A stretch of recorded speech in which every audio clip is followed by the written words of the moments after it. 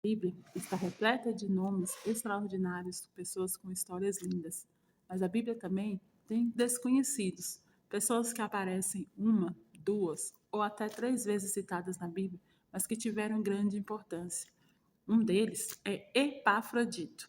Epafrodito era um amigo de Paulo e ele é citado duas vezes, todas elas no livro de Filipenses. Filipenses capítulo 2, versículo 25 diz assim: Contudo, julguei ser necessário mandar-vos Epafrodito, meu irmão, companheiro de trabalho, companheiro de lutas e vosso mensageiro para prover as minhas necessidades. Ele também é citado no capítulo 4. Ele foi um amigo de Paulo, um companheiro. E aqui no capítulo 2 fala que Paulo se preocupou muito com ele porque ele chegou a ficar doente, quase à beira da morte. E Paulo falou que por causa da misericórdia de Deus, porque ele ia sentir muito a falta de Epafrodito.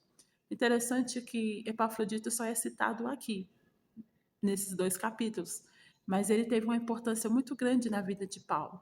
Por muitas vezes, ele foi o grande braço de ajuda que Paulo teve nas prisões. E por causa que ele sempre procurava Paulo, ele chegou a ficar doente, quase à beira da morte. Mas ele era um companheiro de luta. Na época de Paulo, a igreja estava sofrendo perseguição.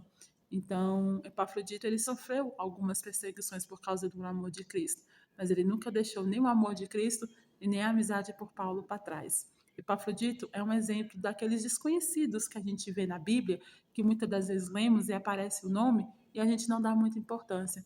Mas quando nós vemos a história, os relatos, apesar dos versículos serem tão pequenos, nós entendemos que há grandes ministérios, como o ministério de Paulo, o grande pregador do Novo Testamento, né, um grande teólogo. E aí vemos o Epafrodito, um simples servo, um homem a qual entregou a sua vida para a obra de Deus e para ser um braço de ajuda para o apóstolo Paulo. Nós vemos a diferença desses dois ministérios. Vemos um ministério grande como o ministério de Paulo e vemos o de Epafrodito, que muitas das vezes não possa ser reconhecido pelos homens, mas teve a mesma grande importância, porque isso é o grande ministério.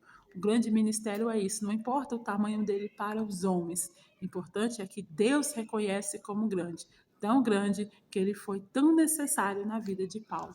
E você? O que é ministério para você?